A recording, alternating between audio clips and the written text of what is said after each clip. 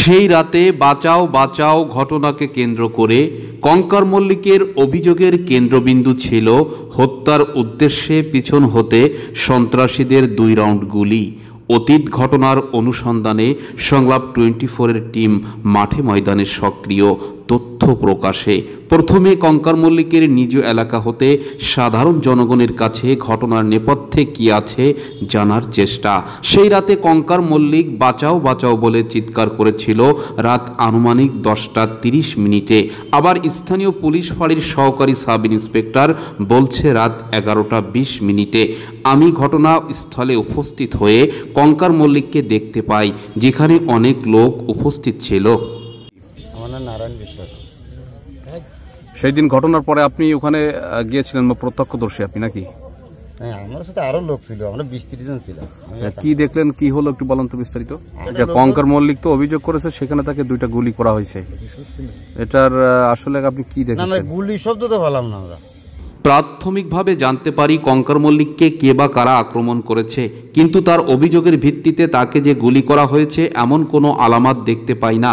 তাৎক্ষণিকভাবে কঙ্কার মল্লিককে নিরাপদ স্থানে তার বাসগৃহে পৌঁছে দেয়। সেই রাতে আসল ঘটনা কি ছিল, কঙ্কার মল্লিক কি প্রকৃত অর্থে বিপদে পড়েছিল নাকি সে বিশেষ নাটক সাজিয়েছে, কাউকে হয়রানি করেছে, এই তথ্যের পিছনে সংলাপ 24-এর ক্যামেরা ছুটছে তো ছুটছে। কঙ্কার মল্লিককে অভিযোগ করেছে তাকে গুলি ছোড়া হয়েছিল 1 রাউন্ড, এবং সে বলছে তার গায়ে লাগেনি বা তাকে 3 জন ওখানে ধরে ফেলেছিল। সেখানে যেন কোনো চিহ্ন পেয়েছিলেন কিনা বা এরকম কোনো কিছু? সেই জায়গায় আমরা ওই জায়গায় দেখি বিকালবেলা বসাইছে কাঁচা জায়গায়, কোনো জায়গায় আমরা দেখছি যে কথা যখন করলে আমি মুখ দিয়ে গামছা বেঁধে যাই যে আমার টাইম নিয়ে যাচ্ছে গাং সাইডে, তখন আমরা ওই জায়গায় আগে যেয়ে দিই, ওই জায়গায় কোনো আমরা চিহ্ন পাইনি। কোনো চিহ্ন নাই? না।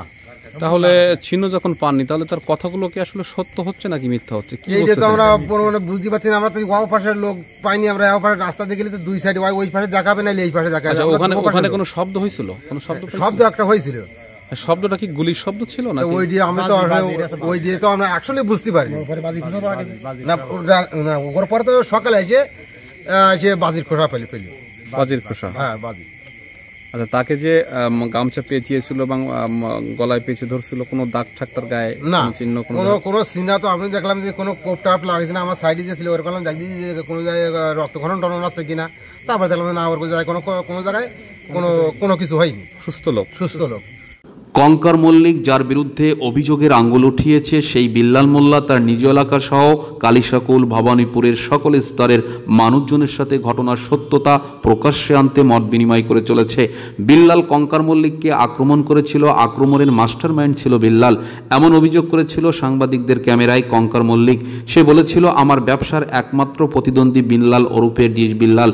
কিন্তু এ ব্যাপার নিয়ে সংলাপ 24-এর ক্যামেরা বিল্লালের কাছে হাজির। কঙ্কার মল্লিককে আক্রমণের পিছনে তার হাত আছে কিনা জানতে চাওয়া হলে বিল্লাল মোল্লা কঙ্কার মল্লিকের ব্যাপারে অজানা অনেক তথ্য প্রদান করল সাংবাদিকদের নিকট। আমার এই 1টি টাকা দিয়ে না, এবং আজকে লাইন সার্টি বললি আমার বিভিন্ন ধরনের হয়রানিমূলক কথাবার্তা বলে, এই এরিয়া ছাড়বে না বলে আমার বিভিন্নভাবে হয়রানি করতেছে।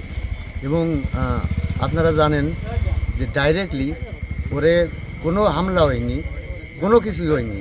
ও বলতেছে আমার কাছ থেকে 76,000 টাকা আমার কাছ থেকে ছিনতাই হয়েছে, কিন্তু ও আমাদের এই টাকা দেবে না বিদায় প্লাস এই লাইন ছাড়বে না বিদায় একটা ইস্যু তৈরি করেছে। ইস্যু তৈরি করার কারণ ও আমার এই লাইন ছাড়বে না, আমার তার, আমার মেশিন, আমার টাকা, অথচ আমার কর্তৃত্ব কিছু নেই। শুধু একটাই কারণ, আমার কাজের লোকদের আমি পার্টনার করার।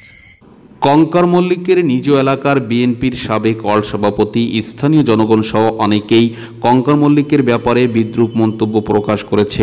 কঙ্কার মল্লিক ইতিপূর্বে এই ধরনের ষড়যন্ত্রমূলক কাজ অনেকের সাথেই করার অভিযোগ তুলেছে। অজিত ফকির, আপনি কত নম্বর ওয়ার্ডের বিএনপি সভাপতি? আমি 7 নম্বরের সাবেক সভাপতি বিএনপির। আপনি এই যে কঙ্কার মল্লিক যে অভিযোগ করেছিল তাকে রাতের আধারে কে বা কারা 2 রাউন্ড গুলি করেছে, ফাঁকা গুলি করেছে বা তার গায়ে লাগেনি বা তাকে মোটরসাইকেল থেকে ফেলে দিয়েছে, এই বিষয়টা আসলে আপনারা কি জানেন এলাকার মানুষ যেহেতু? এখনই ওই বিষয়টা আমি রাতে কিছুই জানি না।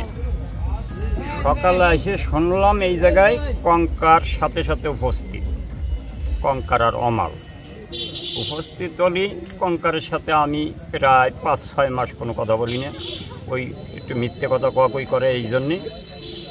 তারপরে ওই দিনকে জিজ্ঞেস করলাম যে ভাই কী ঘটনা, বলে যা শুনতে চাও তাই। আমি দ্বিতীয় কোনো কথা আর কইনি, আর অনেক লোক ছিল না কর। পরে বসে পড়ে থাকলাম, ফিরে বসে পড়ে থাকিয়ে ওই যারা ছিল তাকে কাছে একটু দেখলাম। দেখার পরে আমার নেতা মতিয়ার ফারাজি রহমান, আমি তাকে বললাম যে কাকু এইটা মনে হচ্ছে সাজানিয়ার নাটক, তা আপনি তদন্ত করে দেখেন। বিল্লাল মোল্লার আত্মবিশ্বাস এবং ন্যায় পরায়ণতা ছিল তার চোখে মুখেই। বিল্লাল মোল্লা এমন কথাই বলল, কঙ্কার মল্লিক সহ আরও অনেকেই আমার আন্ডারে ইন্টারনেট লাইনের লাইনম্যান হিসেবে কাজ করত, কিন্তু একটা সময় সকলে মিলে ডিশ লাইন বা ইন্টারনেট কানেক্টের মালিকানা সদস্য হয়ে যায়, আর তখন থেকেই শুরু হয় আমার বিরুদ্ধে নানান ষড়যন্ত্র। আমার পাওনা 1 লক্ষ টাকা কঙ্কার মল্লিক পরিশোধ না করে এখনও তালবাহানা করে চলেছে, যে বিষয়ে আলোচনা বা বিচার বৈঠকের মাধ্যমে কঙ্কার মল্লিকের নিকট পাওনা টাকা সহ আমার এরিয়ার মধ্যে নিজের ব্যক্তিগত টাকায় কিনা ইন্টারনেট লাইনের কেবল ছেড়ে দেওয়ার কথা থাকলেও এখনও কঙ্কার মল্লিক সেই সকল সত্যকে ভঙ্গ করার পায়তারায় লিপ্ত হয়েছে, আর তারই ফসল হলো রাতের গভীরে বাঁচাও বাঁচাও নাটক। বিল্লালের সব কিছু ব্যবহার করে ওরা।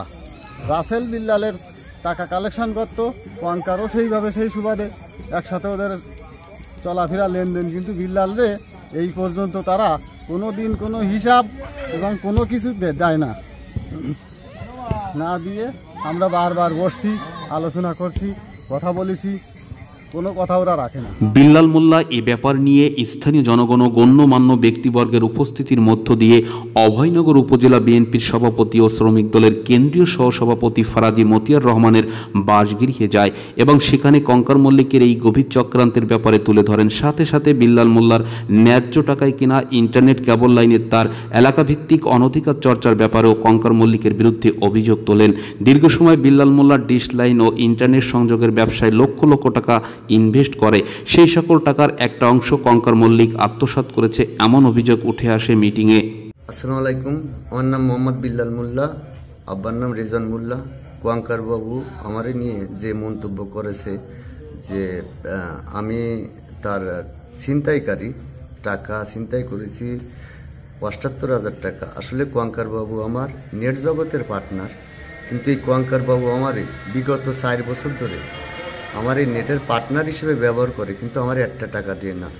কিন্তু আমি যে ব্যবসা বাণিজ্য করি, আমার এলাকার চেয়ারম্যান এবং মেম্বাররা থাকে আলাপ আলোচনা করে একটা মিটিংয়ের মাধ্যমে সোজা করে দিয়েছে, কিন্তু ওরা আমার যে টাকা, এই টাকা দেবে না, প্লাস আমার এরিয়া ছাড়বে না, বিদায় ওরা আমারে ওই ছিনতাইকারী বানায়, যাতে ওরা আমার এরিয়া না ছাড়া লাগে, সে একটা তালবাহানা করতে। বিএনপি নেতা ফারাজি মতিয়ার রহমান এ বিষয়ে গভীর নজরে রেখেছেন এবং স্থানীয় নেতাকর্মীদেরকে একটি সুস্থ তদন্তের মাধ্যমে ন্যায় বিচারের ব্যাপারেও কথা বলেছেন।